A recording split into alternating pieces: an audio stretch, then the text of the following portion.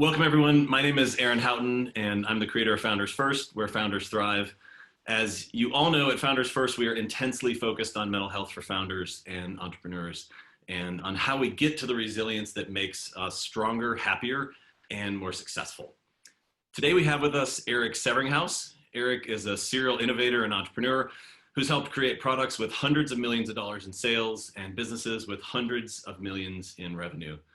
He's been featured in Forbes, Fortune, the Wall Street Journal, and as a frequent Inc.com contributor, was kind enough to mention Founders First system in an Inc. column recently as well.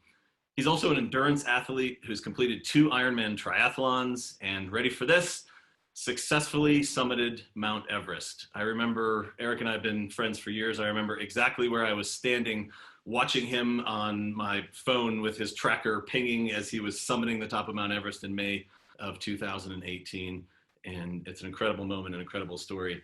Erik, I'm going to share a quote from you, which I think is amazing and I think really frames the conversation that we're having here today. You said, "Climbing Mount Everest is the second hardest thing I've ever done, the second nearest I have ever felt to dying. The first is being an entrepreneur."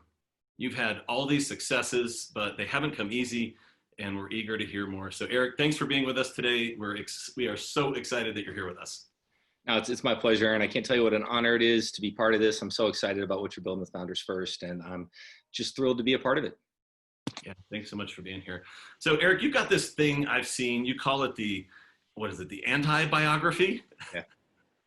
Will you tell us more about that? Yeah, absolutely. So Aaron, you were kind enough to sort of paraphrase the standard biography, right? And for any of us that are invited to go speak to crowds, there's a little bit of this racket that happens, which is that, they always ask us for our biography, right? And we give our highlights of all the greatest things that we've done in our entire lives. And it makes us sound really impressive and really fantastic. We do this because people want us to sound impressive so that people will buy tickets or they will join virtual events, even, if they're free or whatever, right? And one of the things that I realized, and I think you and I are going to get into this, is there's tremendous survivorship bias in terms of who gets invited to go speak to entrepreneurs. And so almost everybody who gets to speak to entrepreneurs has things like 9-figure exits and unbelievable successes, which are really statistical anomalies. Like, they almost never happen. But we as founders or entrepreneurs who get invited to these things are inundated with stories from people who have, this sort of success. And so it creates this, I think, false illusion in the stories that we internalize as entrepreneurs that this is just kind of what happens. Like, if I go start a company, all these other guys got to 9 figures, so certainly I'm going to as well. And so to counteract that, I did this initially as a cathartic thing for me to do, because when people would introduce me, I always kind of felt a little bit like a fraud. Like, not that any of those things that you said isn't true, they all are. But, nowhere in my biography does it say that I've basically been laid off twice. Nowhere in my biography does it say things like, yeah, I climbed Mount Everest, but sometimes literally I can barely pick my daughter out of her crib because I have a herniated disc that ends up hurting me so badly. Like, when I go through the sort of real life that is Erik Severinghaus, I've learned far more from the challenges and the failures, candidly, than I have the successes. And so, I created this anti-biography, which was really inspired by, if anybody's ever been to Bessemer Venture Partners, they have their portfolio, where they talk about all the amazing investments that they missed out on. And the implication is, like, how could we have been so dumb that we decided not to invest in Hewlett Packard or Google or, some of these other amazing companies? And I think it humanizes the company by showing that they have an entire story around them, and it's not all, they don't always make the right decisions. And so anyway, I started the anti-bio really more than anything as a point of catharsis, as a way to say, like, yes, all these things are true, but there's a lot more to Erik, and there's a lot of really bad things, as a way to hopefully humanize myself to founders and entrepreneurs that listen. And so that's kind of the story behind the anti-bio. I love that. I saw you and I were there together at the Hive event in San Francisco. Was it 2 years ago now? And Tom Chi from Google came on stage, and he was introduced with this amazing, introduction with his background from being involved in these innovative projects at Google. And he comes on stage to this huge applause, and then he kind of pauses for a second, and he goes, "That's all of that is true, And also, an hour ago, I was sitting in Palo Alto reading a book in, a chair in my living room and petting my cat. And he's like, that's who I actually feel like, is that person when I Yeah. walk up here on the stage. Yeah, So Nassim Taleb has an interest. For anybody who reads Nassim Taleb, he's got this interesting way of thinking about this, that he refuses to receive honors or awards, and he refuses to have anything in his biography that is not his Uber rating. So his idea is that virtue is sort of ascribed by those people, the people that are driving him around, right? The sort of, it's all about how does the lower, I don't want to say lower class, but how do people without status, like how do those people perceive you? Are you being a good person to those people in your life versus are you sucking up to all the rich intellectuals? And I think that's a really, it's a more well-rounded way of thinking about ourselves and our biography and how we come across. I love that. And that's a huge part of what we do in Founders First System and the Founders First community, is trying to help each other and all of us together bring out these voices about the whole person and who we are. So I think this is a great framing to the conversation today. So I want to mention to everyone joining us, thanks for being here, and we welcome questions during the discussion. So put them into the chat window and they'll be queued up by our moderator, and we'll pick those up after a couple of questions that I'll kick us off with here. So we really are eager to hear questions that come from everyone that's here, from our founders and entrepreneurs and folks just listening along today. So thanks so much for being here. Erik, we all have these challenges as entrepreneurs, like facing the huge task of building our companies. One of the things we talk about in Founders First is the importance of managing ourselves, our expectations, and our own psychology. One of the things you talk about in your book is how we all have to manage that negative voice we have in our heads that can drive us a little bit crazy and can drive us to exhaustion if we let it. And you talk about how the hardest part of climbing Mount Everest wasn't actually reaching the summit. So tell us, what was the hardest part of climbing Mount Everest? Yeah, so maybe to set the entrepreneurial context, and then I'll get into the Everest story. I always worry that we'll get into too much of just talking about Everest stories, right? So I want to make sure to contextualize it appropriately, as much as I love telling the war stories. From the entrepreneurial perspective, what I think is most important is understanding that it's something I didn't understand when I was starting companies. I mean, Aaron, when you were starting iContact and you were kind enough to invite me to tag along with you, it never occurred to me that that would be an 8-year journey. That felt like a couple of years before we would be rich and famous, right? And when I was starting another company with your help called Main Brain School that ended up, effectively being a zero exit, it was kind of the same thing. I didn't think it would be a long journey. I thought it would be an easy kind of exit, right? And every time I think as entrepreneurs, we're naturally optimistic. We go into these journeys thinking, this problem is so obvious. I'm going to go solve this problem. Everybody will realize I have an amazing solution to an obvious problem. And then people will just shovel hundreds of millions of dollars at me the way they clearly did, like Mark Zuckerberg. And then I'll be trying to decide which yacht I want to go sail around the world on, right? And that's like, it's a little bit of an oversimplification, but like in my head, that was kind of the order of events. And like, maybe it's 2 years, maybe it's 3 years, maybe it's 4 years if things go really wonky. In actuality, what we find is that all of the research shows that it is almost, the only exceptions are the ones that movies get made about, in terms of companies exiting in less than 6, 7, 8 years. The average time to a meaningful exit is about 8 years, depending on which particular space you're in. Mm-hmm. And so it speaks to the importance of optimizing, not on the quick return, but on resilience for an 8-year journey. And as I oftentimes say, the tools of entrepreneurship are useless if the carpenter's having a mental breakdown. Like the reality is, if we haven't primed our minds for the endurance part of the journey, if we haven't primed our minds to be ready to sort of live through these challenges and stresses for 8 years, then our odds of success are vanishingly smaller.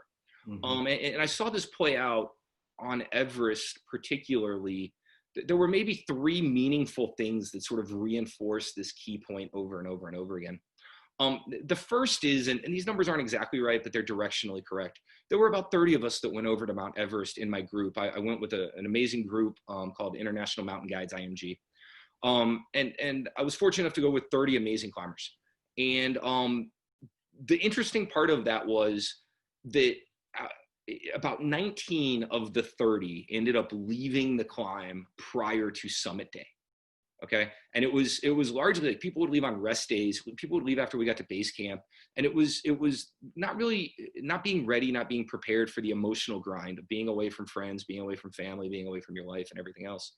Of the 11 of us that made it to summit day, 10 of the 11 actually ended up successfully summiting and getting down safely and everything else. And so what I found fascinating there was, when you think of summit day on Mount Everest, what oftentimes people think of is the single hardest thing in the world, right? Or at least somewhere on the list of like hardest things there is in the world to do. We had like a 90% success rate. And yet when you think of like grinding through day by day at base camp, eating crappy food and like living on Wi-Fi that's not very good. And I'm exaggerating the point a little bit, but not all that much. Like that was when people were like, you know what, I'm sick of this, man, I'm going home. Mm-hmm. Now that really came to a point with me because I really never came close to quitting on summit day. I almost got turned around because I didn't have enough oxygen, and that's a different story. but I never came close to quitting. And contrast that with my first time up to Camp 3, when I wasn't prepared. I wasn't mentally prepared for the grind that was ahead. Mm-hmm. I ended up I forgot my water bottle. I got out of camp late. I was running about an hour behind the rest of my team. And I started feeling like a failure. I made it into Camp 3 safely, but I felt like I wasn't living up to my own expectations, and I felt like a failure. And I almost quit after that Camp 3 experience. I was actually texting with my satellite communicator back to my then girlfriend, now wife, and saying, "Can you help me get a plane home? I don't think I belong up here." Now, my guides frankly talked me out of it and said, "No, Erik, like you did fine. You were within the window of where you needed to be." But I was really this close to throwing away 10 years of preparation and about $75,000 of investment that I'd made to go try and climb that mountain, because this negative voice inside of me was telling me that I wasn't good enough. The final story to reinforce that, and the one that for me is the most important and the most poignant, and really probably the thing that I remember most from my trip to Everest, was after I had summited successfully. And once again, I had a herniated disc. I'm moving slower than I expected to be. I'm about an hour and a half behind kind of my expected time, right? Mm-hmm. And I'm about an hour behind the rest of my group. And so on the way down from the top, now keep in mind, I've just summited Mount Everest. I'm safe. Like there is no question of whether, really no reasonable question of whether I'm going to get back alive and safe and everything else. But I was behind my goal time. And I knew that by being behind my goal time, I was unlikely to hit my stretch goal. So I wanted to get all the way back down to Camp 2, which is more comfortable and just a nicer place to hang out. And I knew I wasn't going to do that. It was becoming increasingly obvious that I was going to have to spend a night at Camp 4, another night at Camp 4. And excuse me. So as I'm going through this mental process, as I'm rappelling down what's known as the triangle phase, I'm just beating myself up. And I'm going, "Erik, why are you so slow? How come everybody else who summited is able to make it down?" Now, keep in mind, something like 10% of people summit Everest successfully on the first try, but all I can do is criticize myself. And I think as entrepreneurs, we experience this. No matter, we may close around to financing, and then all we do is criticize ourselves because it wasn't at a high enough valuation, or we didn't get the investor we wanted, or something else, right? And it finally, I stopped. And for the first time in my life, I kind of examined that voice, and I literally stopped while I was rappelling down the triangle face. And I don't know, maybe people thought I was a madman, like talking to myself, but like I actually interrogated that voice, and I said, like voice of negativity, if you're not going to be happy with yourself on the day that you've literally summited Mount Everest, when are you ever going to be happy? Like, when are you ever going to be satisfied? When are you ever going to be able to look in the mirror and say, you did a good job? Like, that was enough. And like, that was just, it was not an experience that I'd had. And what I realized was, from that experience, is it's not about climbing Mount Everest, right? And this stuff sounds a little cliche, but it's so true when you realize it. It's not about climbing Mount Everest. It's not about, you can literally get to the top of the world and still not silence that voice of negativity that can drive you in very unhealthy directions. Yeah. I remember you shared with me, we talked through that spotty Wi-Fi when Erik was in base camp, and those first few days in base camp, when you're kind of comparing yourself in terms of physical shape and physical experience with other folks on the mountain, you put yourself in what, the bottom quarter, maybe certainly the bottom half compared to other folks that you met, right? Yeah, definitely the bottom half.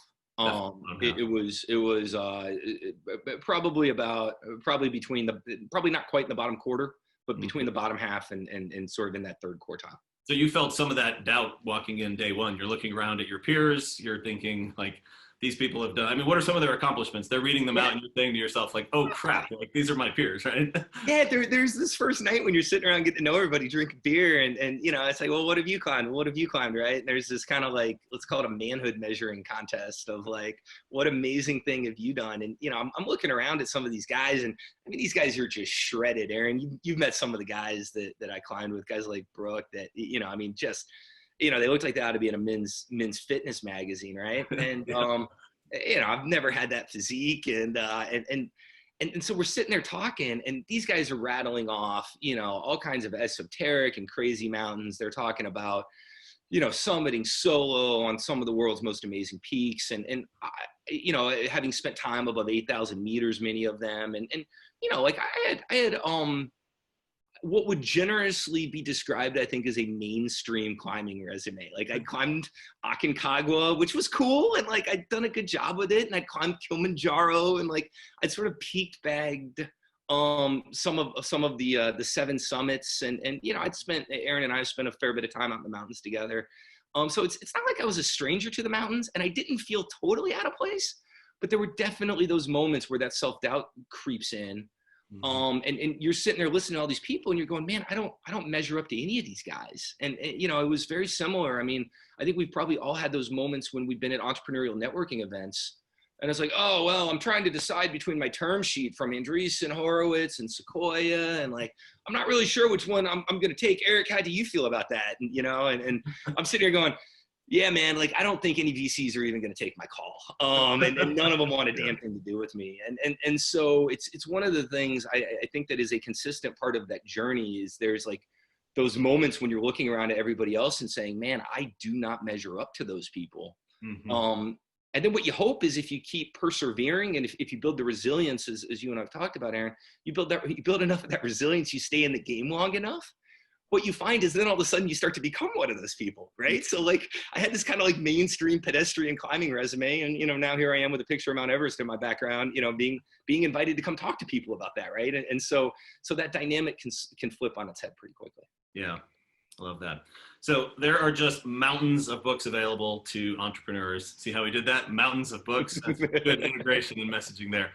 Many of us have experienced the conferences and seminars that encourage us to hustle harder, keep grinding, sleep on the couch in your office. Yeah. My co-founder at one time lived in my office for 3 months. So things like that, right? These glorified things. You've been at this a long time through many companies, a part of the entrepreneur community, and you've shared with me that you think most of the advice out there is misguided. So what do you think is the effect of the entrepreneurship advice industry? What do you think would be better or more helpful for entrepreneurs that are just getting started?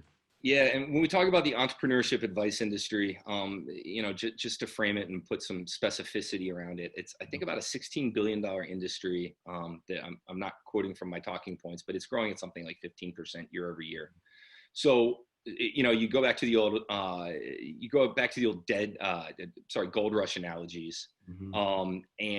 You know, it wasn't usually the people mining for gold. It was usually the people selling the pickaxes and the shovels getting rich, right?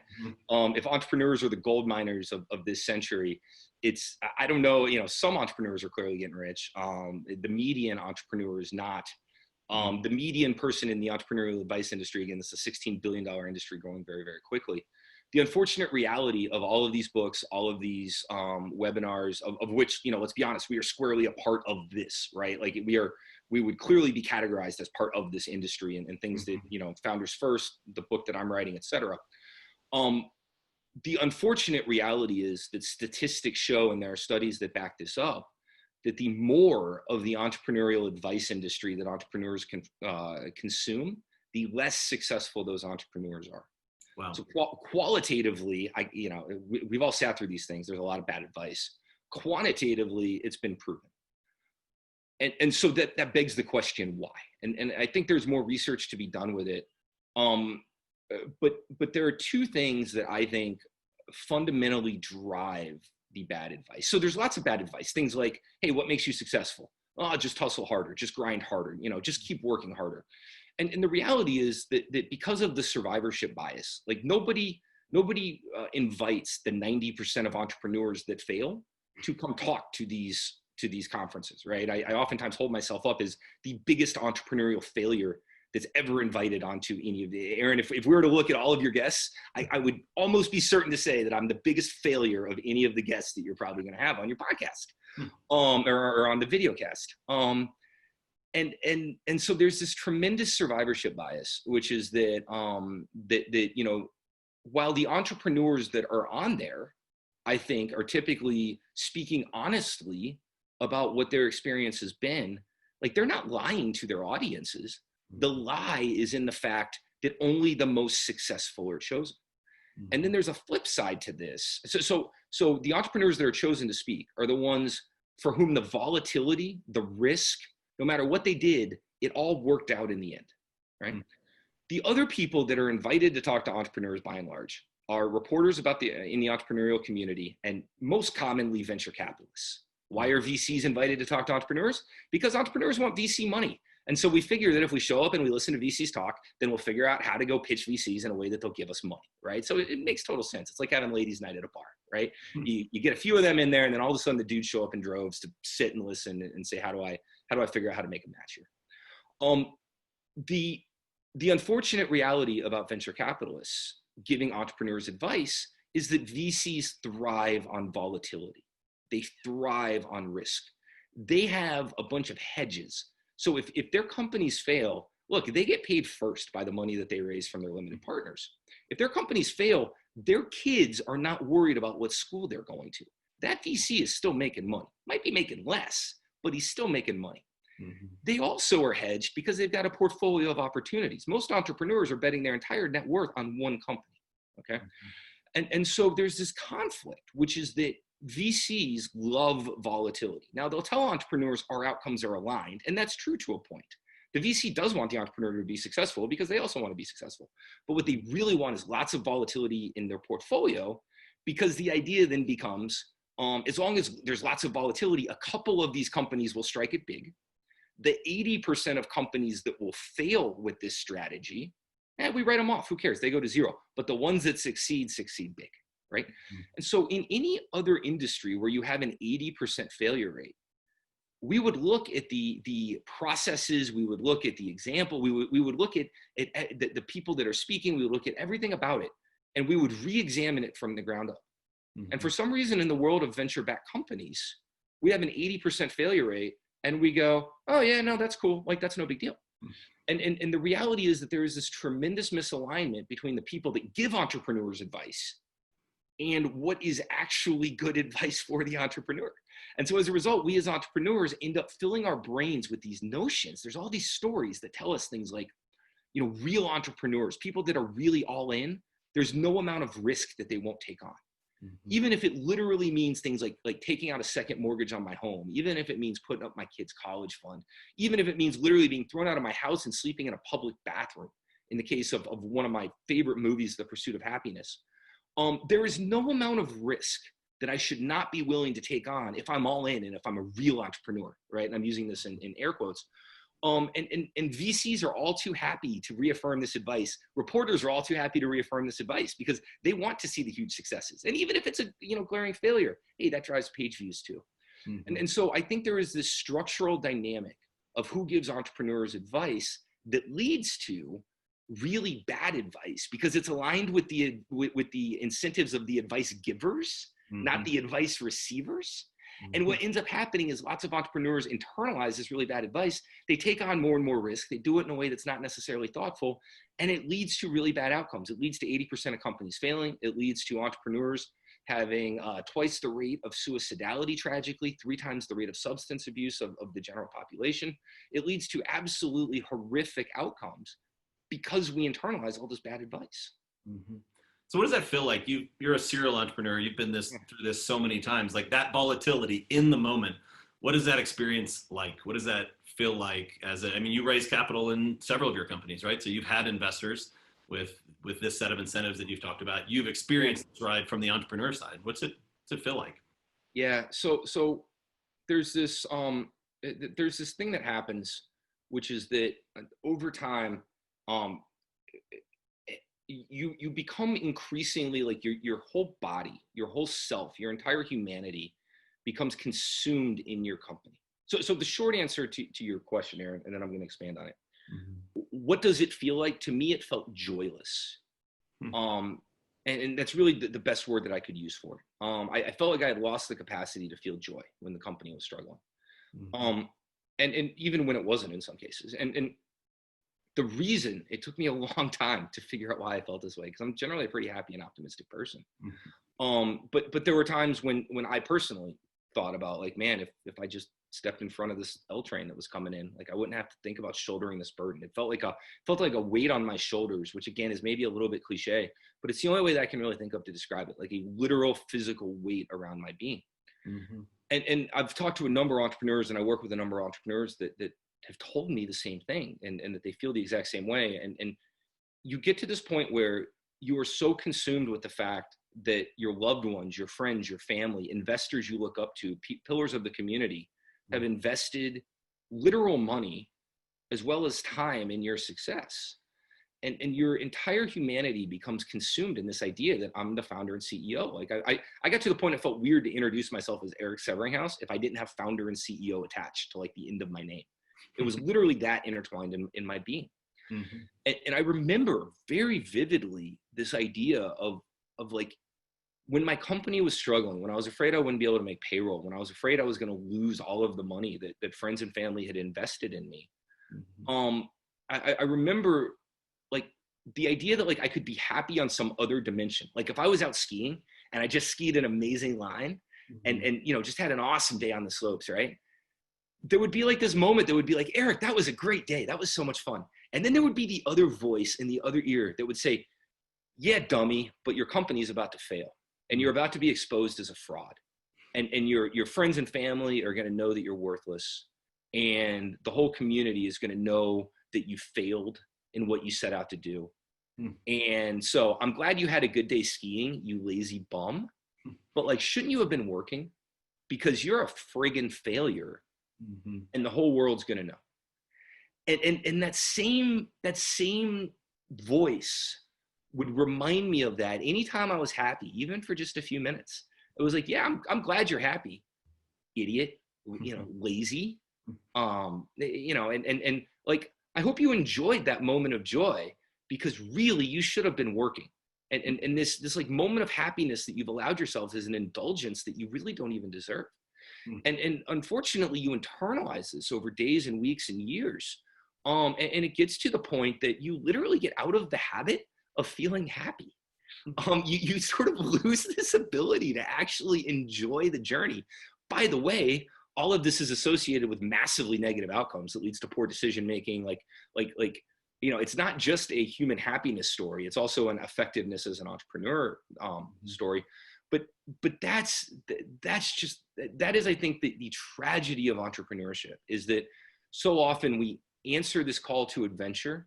We sort of go do this thing that we feel in our core that the you know, the universe or the good Lord or however we want to contextualize it put us on this earth to go do this. And then we get at some point into the journey and we literally refuse to acknowledge any of the days that we're living on that journey, while we fantasize about an exit that might eventually take this weight off of our shoulders. And it really, you know, it's a tragedy from the financial outcomes of companies.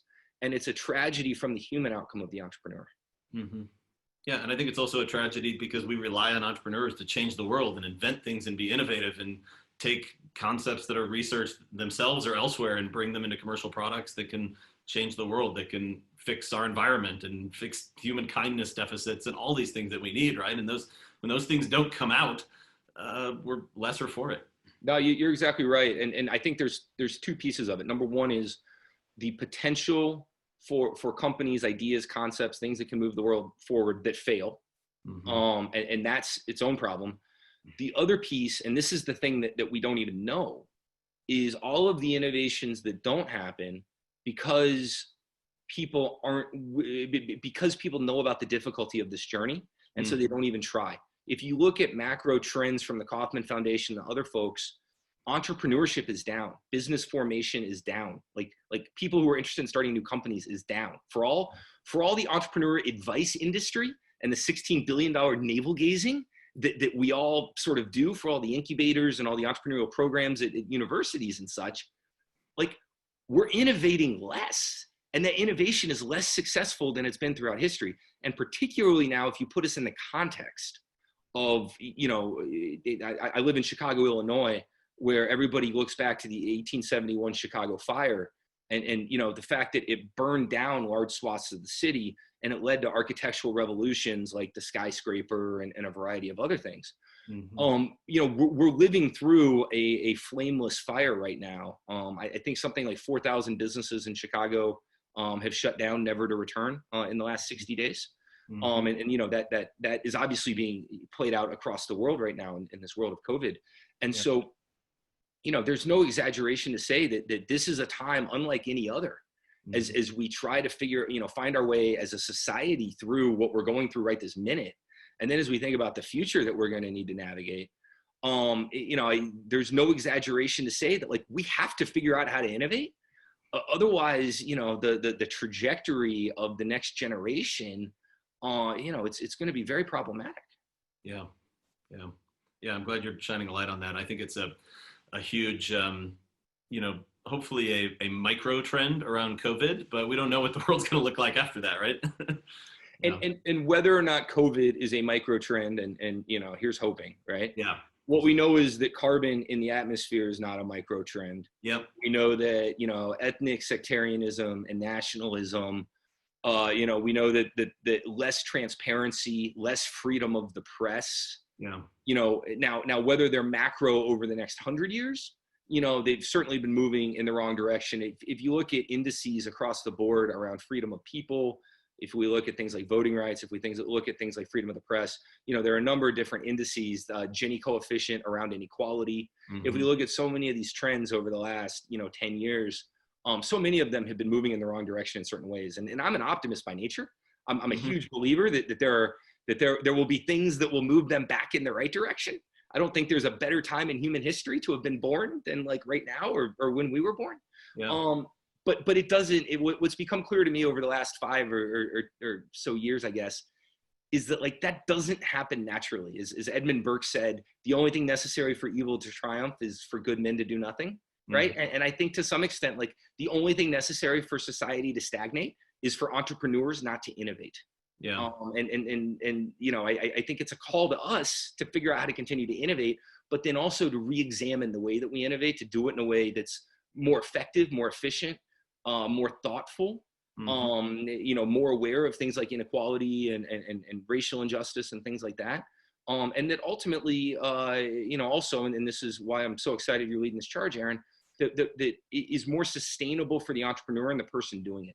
Yeah. Because starting a company shouldn't come with this like false dichotomy that you can't start a company and have a family. You can't start a company and be happy. You can't start a company and have a fulfilled life. I think it's just the opposite, but we've internalized too many of these notions. Yeah. So if people hear this message and take action with what you're sharing, it can have a huge impact, right? I think about these, like, these are the mountains for everyone else to climb that you've listed. These are the big problems that are out there in the world. And we've got to make sure that people who are running a company now and maybe it isn't going well and they have the opportunity to change something else and jump into one of these mountain climbs in the future, or to your point, all the people that aren't jumping out of what they're doing or being brave enough to start a company.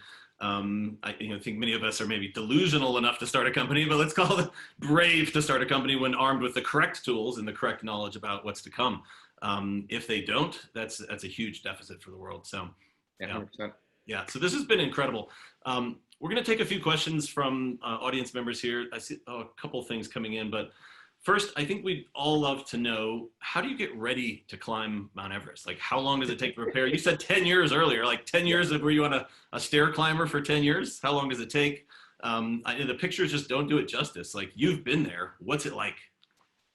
Yeah, pictures never do it justice. I will say, I think the videos do a reasonably good job of showing how challenging it is. National Geographic just came out with a recent video on Everest a couple weeks ago. I highly encourage people to check out if you're interested in this kind of thing. My favorite part of the video is it starts off, and these guys are accomplished mountaineers that are going to do this scientific thing on Everest. And they're like, Everest, it's a hike uphill. It's no big deal. It's like the tourist mountain. And there's this perception, I think, largely born of like that photo that came out, a couple years ago of the line up to the summit and things like that. That, like, I don't know, it's like Disney World, but it's a little harder to breathe. Nothing could be further from the truth. And my favorite thing about this National Geographic expedition that they just recently showed is all these accomplished mountaineers get up to that altitude and they're just like, holy shit, this is the hardest thing I've ever done. Yeah. And you know, it really is. Aaron, you know, you and I took the hike to base camp 10 years ago, right? And for anybody that doesn't know, Aaron inspired me, actually. He's really, in many ways, the reason that this journey happened. 10 years ago, Aaron inspired me to go with him to hike up to base camp. And we looked at the mountain, and I said, you know, I think I can climb this thing in 7 years. And so I actually took this picture of me like doing this, right? And it was like this thing to myself saying, I'm going to be ready to go back, and I'm going to go back in 7 years. And I had no idea what that meant. Even the hike to base camp was very challenging for us. And you know, so what I realized was I needed to learn. I needed to get myself in shape. I'd never probably run more than a couple miles, and so I decided I was going to go figure out how to do an Ironman triathlon, because the way to get in cardiovascular shape, but with a lot less danger than doing it in the mountains, right? I needed to learn high altitude skills. I needed to learn mountaineering skills. I needed to learn technical climbing skills. I needed to. I also felt very strongly that you know, there are groups of people that go to Everest that may or may not really be ready for the mountain. They may or may not, you know, quote unquote, deserve to be on the mountain. I wanted to feel very much like I deserved to be there. And it didn't mean that I still wasn't intimidated when I got there, both by the mountain and the other people. But I wanted very badly to do that. So how did I prepare? It was 10 years. It was a lot of physical. It was a lot of all that other kind of stuff. The other thing that I realized as I was getting ready to go, I read a book called Deep Survival. And it's by a guy by the name of Lawrence Gonzalez. It's an amazing book. And it talks about resilience and the mentality that leads to who survives and who dies in survival situations. And it kind of starts with this interesting juxtaposition of like somewhere in the woods, like this like troop of Girl Scouts got lost and they ended up making it out just fine. I'm butchering the story a little bit, but they ended up making it out just fine. And then like in like a similar place in the woods, a Navy SEAL gets lost and the Navy SEAL dies. And it's like, what in the world happens where like this Navy SEAL doesn't make it out and these Girl Scouts do? And so it goes through and it analyzes, and there's this tremendous literature around what it is to survive. And I've seen this now in the context of children who suffer abuse. I've seen it in the context of the Holocaust, and who survived the Holocaust. And, you know, there's a lot of luck. There's a lot of exogenous factors at play. But the thing that's controllable and the most important controllable factor that leads to survival in these situations is the mindset, the mentality of the person who's thrust into it. And so in addition to all the physical training, I actually put myself through a mental training regimen that included things like visualizing success. It included things like meditating. It included trying to put my mind into the situation of what would go wrong and how I would respond when it did go wrong. You know, the thing that I'll say is I was much less accomplished and certainly less physically fit than many, many people who don't make it up Everest ever or on their first try. And you know, there is no empirical way that you could look at my physical fitness or my climbing regimen and you could say, yeah, this guy was the guy that you would bet on to make it up. The thing that I think I took over there that ended up leading to the success was the real focus on the mental side. And I think it made a huge difference in terms of ultimately persevering. Yeah. Yeah. And I think another incredible thing to mention here, I don't know if you know the stats on this, but, you know, everybody who doesn't know this and can't see it from Erik's, you know, headshot from the chest up here, Erik is 6'5", as he says in his book, a 250-pound mountain climber, climbed Mount Everest. I would imagine there were a lot of even men that were probably under 150 in your climbing crew. Yeah, it's certainly not the physiology. I mean, there are exceptions for sure, but I think I was the biggest dude there. Have you ever thought about like, you know, like the calculation of like energy, right? So like how much energy it took you versus everybody else? I mean, there's a different scale there. I have actually done that analysis You have, for Ironman triathlon. And let me tell you, it's a lot more because in Ironman, you actually have something called the Clydesdales, which is like basically the big fat dudes, right? And so like at least when I race with Ironman, I have this like Clydesdale. I've got this C on me and I can only compete against the other Clydesdales, right? When you're climbing Everest, like there's no C. There's none of that kind of stuff. Yeah, I love that. I see that like when I do a mountain bike ride and I look on Strava, the whole reason why I have paid for the premium version of Strava is because I can see my time ranked against other people my weight. Yep. Yep. Yep. If I look against everybody, it's miserably sad. But if I pay for the upgraded and see just the people over 225, it's like, I'm actually pretty fast. I'm in the top third. I'm in pretty good shape. I love that. The other thing that I always wanted to do is I wanted to be able to benchmark myself against other people coming from sea level. Yeah. Like the advantage I had coming from Chicago is the cold didn't bother me. I was never really worried about the cold. But on the other hand, like there's all these people that live at, 12,000 feet or whatever. And I always felt like I had to climb much more mountain than they did. I love that. All right. Awesome. Questions are flowing in here. So Anthony asked, how did you exit your negative mindset when you were an entrepreneur? You talked about that voice coming on the triangle face on Everest. I mean, it's hard to squash this voice, right? We hear people talk in the Founders First community about this voice a lot. That negative self-talk I see come up a ton. So how did you break out of it, or is there a way that we can break out of it? Yeah, I think there are a few key things. The first thing that I had to learn was to recognize it. Mm-hmm. And I think for a while the idea that there were multiple different voices in my head was like, it just wasn't something that I was willing to acknowledge. It felt like maybe it meant that I was crazy. I don't know. Mm-hmm. And if you do a bunch of research into neurobiology, you'll find that like actually it's been proven like there are multiple different voices in your head and they're coming from different places and like there's evolutionary reasons for them, et cetera, et cetera. Mm-hmm. So a little bit of it is learning to recognize the voice. The way for me, there was a couple things. The first was a peer group of other entrepreneurs. Mm-hmm. And there are groups like YPO, EO, Vistage. I had one that was like a bootleg group. We didn't pay anybody, but it was a group of about 10 of us. And we met every 6 weeks. And for me, that was so important because when I heard other entrepreneurs that I really respected talk about how they felt the same way, mm-hmm. Then all of a sudden I looked at them and I went, well, that's an irrational thought. Like, I know you, I know you're a badass and you're telling me you feel like a failure. And that doesn't make any sense because like, I can clearly look at you and I can see that you're not a failure. Right. Mm-hmm.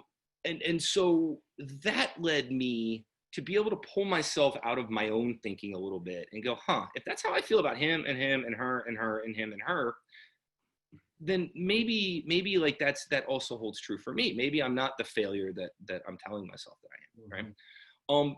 I wish I had gone to therapy more. I am a big believer in this now. At the time that I was an entrepreneur, I thought therapy was for people that were sick. I thought that you had to have like a mental illness. I would have described it. I thought it was for people that were not me. As somebody who goes to therapy on a weekly basis now, I will say that like I use my therapist as a mental resilience coach.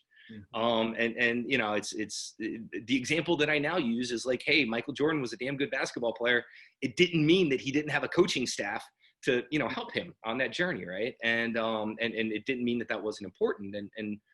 I very much feel the same way about the idea of a therapist.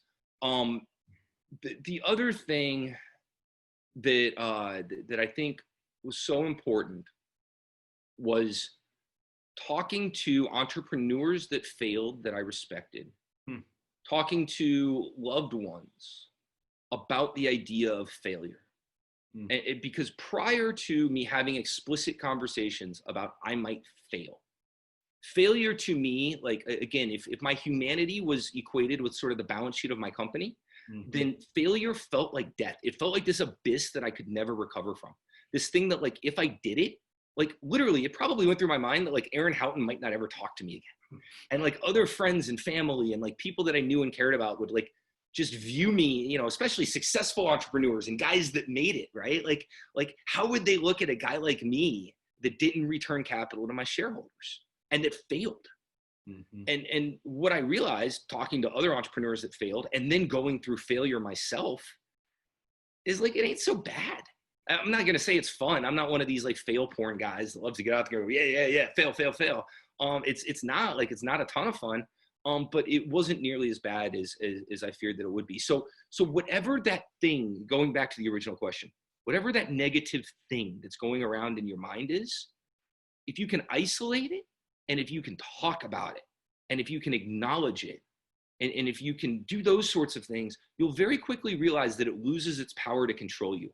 It's only when you're scared of it, when you try to resist it, and when you try to avoid it, that it ends up sort of taking over you, and you end up in these spin cycles that you can't get out of.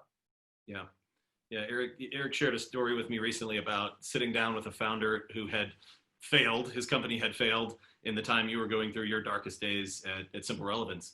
And he starts kind of, you're sitting down with him to kind of like be his supportive friend and just hear the doom and gloom. And then you find out he's got a 6-figure job. He's making money every month. He's like started working out again. He's got time for himself or whatever. And you're looking at him going, failure looks great, actually, at least in that specific case.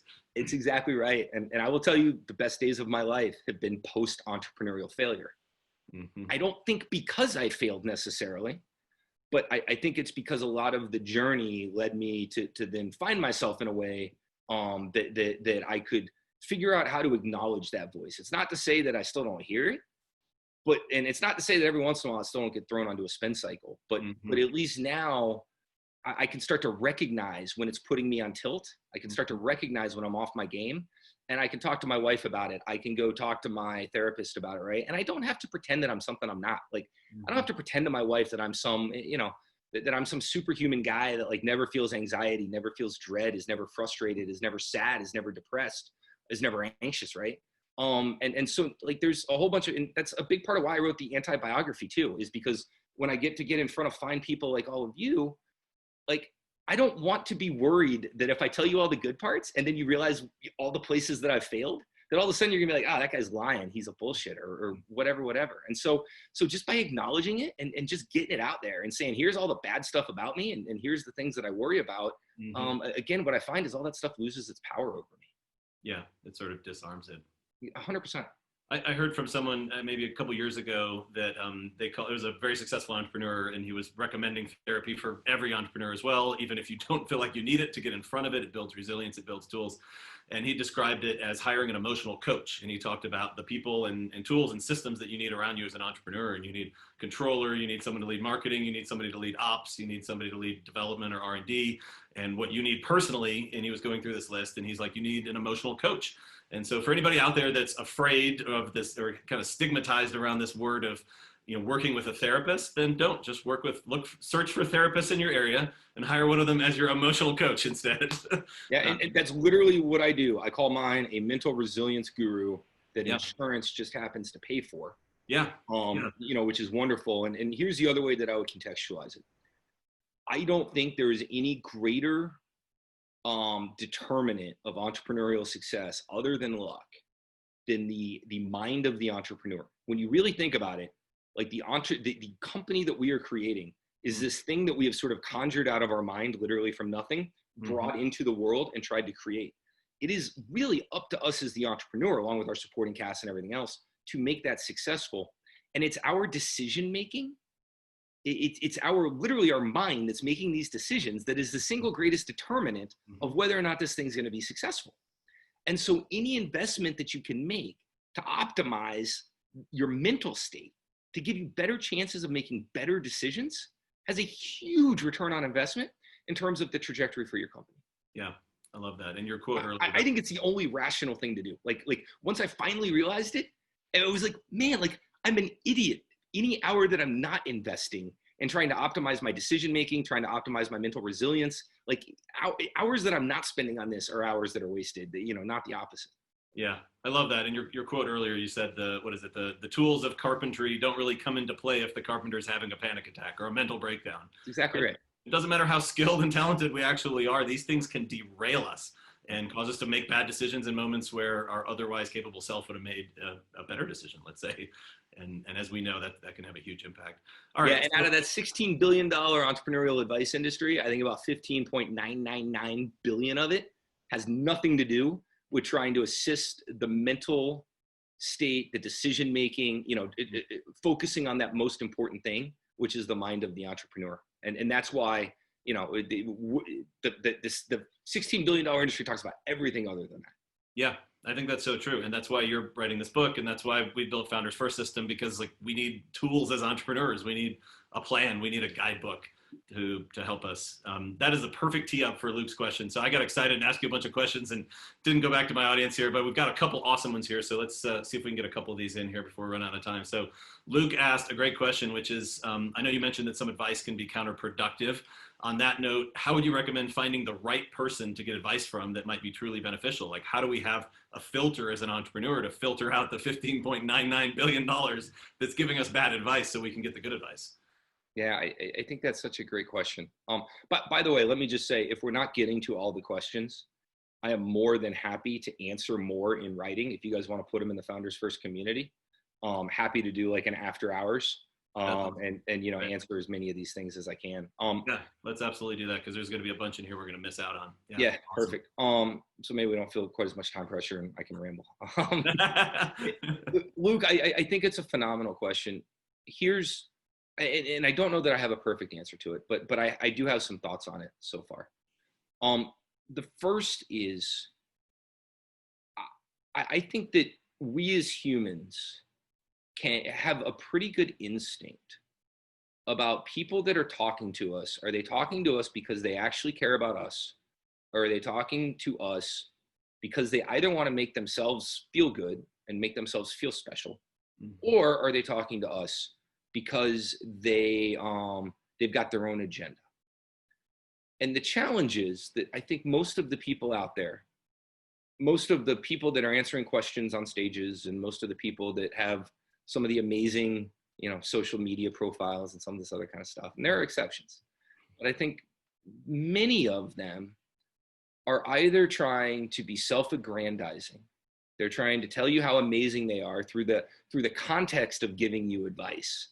I'll give you advice, but I'm really doing it because I want to tell you how impressive I am. Mm-hmm.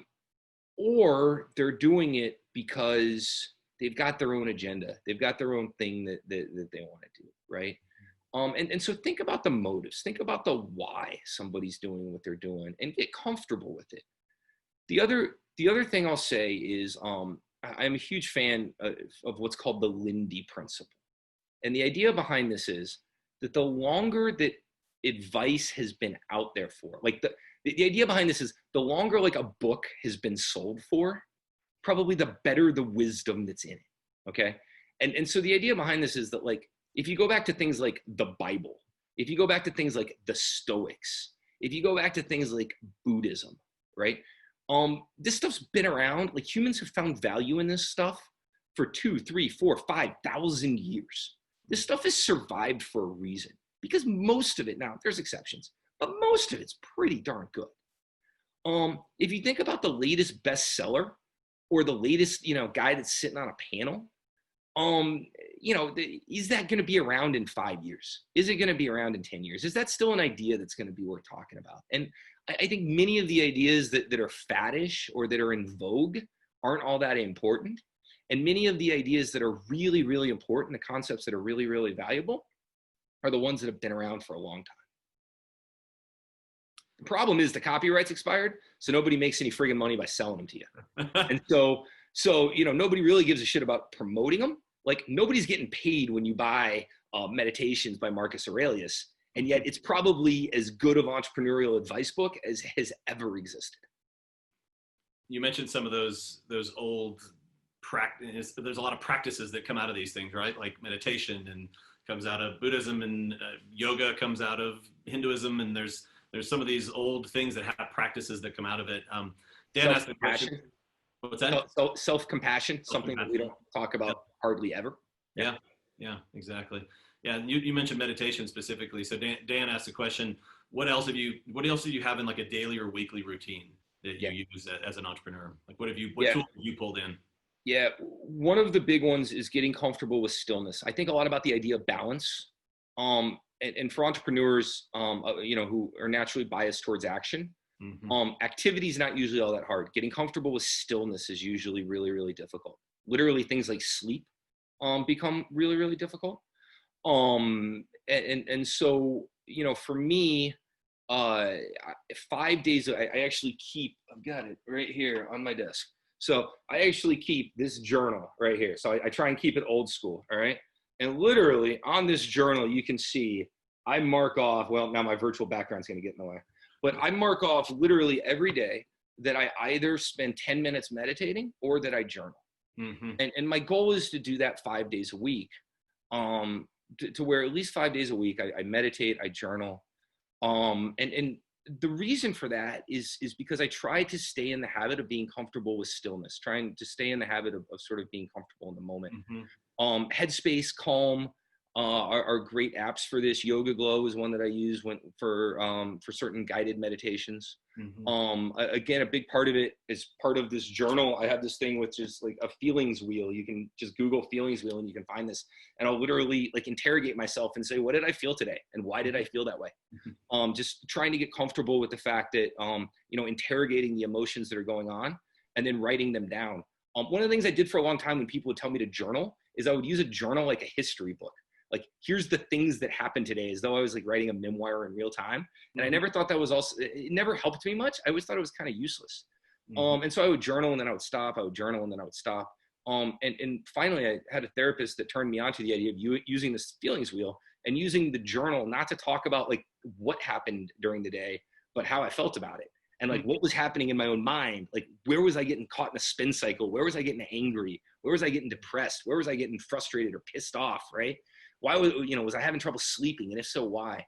And I found that through the combination of meditation and that journaling, I was able to untie a lot of the knots that had me kind of bounded up. And it takes time. But I found it's similar to working out. In the, at first you don't really want to do it. It's kind of uncomfortable to do it. And then eventually those days that you don't do it start to feel really uncomfortable. Yeah. So stillness, meditation, finding ways to be calm, apps to help with it, journaling, talking to people, just talking. What do you share with people? Talking from a point of vulnerability, having people in your life that you can be honest with, whether it's a therapist, whether it's a spouse, whether it's a friend, whomever it is, somebody that you can say, man, and I'll tell you that probably the thing that I love the most about the therapist is, and this is going to go back to, it's somebody you can be honest with, but somebody you can be selfish with when you talk to them. The thing I love about my therapist is I don't really have to ask my therapist about her day. My insurance company pays her so that I don't really have to care about her thoughts. I don't really have to care about her feelings. I don't really have to have like a give and take of like, here's kind of how my day was. Now, as a polite conversationalist, I'm going to ask you about your day, right? Like if I called Aaron up as Aaron's friend and every week when we talk to each other, I just dumped on him about how I was feeling, pretty soon he'd feel like this was a one-sided friendship and he wouldn't want to take my call anymore, right? And so what do? Like I mentally ration how much do I tell him versus how much do I ask him and listen and everything else. The great thing about the therapist is like I go in and I can be totally selfish in terms of what I want to talk to her about. I think having those friends, because you can't have that dynamic completely with other friends or family. You don't want to be selfish in terms of how you treat the friendships. But I do think having those people that you can say, look, can I be really selfish for a half hour? I really need to talk about me. And here's what I want to dump on you. I think that's a really, really important dynamic to have. And I think for many of us as entrepreneurs that maybe consider ourselves alpha people, we're oftentimes much more comfortable caring for others than being cared for. We might be more comfortable nurturing others than being nurtured, right? We may, for a variety of reasons, not feel comfortable asking for some of that help and things like that. Identifying and intentionally having those people so that you can use them to help yourself work through the things that you need to work through becomes really, really important. Yeah, incredible. All right, great questions for everybody. So we're going to run out of time here, but Stu had a question, Brandon had a question, Chloe had a comment, Richard has a question here. So we're going to take these over to the Founders First community. Erik's been so kind to offer to answer some things in text there. And if for some reason, sorry, I was just going to say, if for some reason you don't want to post to Founders First community, if you want to tweet me, it's at Severinghaus. Founders First is the perfect place to have these conversations and we can get other people's opinions. So it's not just me ranting too. But I'm also available on social media too. That's perfect. All right, Erik, thank you so much for your time and thanks for sharing your amazing story. We're all going to check out your book, Scale Your Everest. We will announce that when it comes out in the Founders First community so people won't miss it there. We are so grateful for your time and for your advice today. Thanks so much, my friend. Thanks, buddy. Thanks, everybody.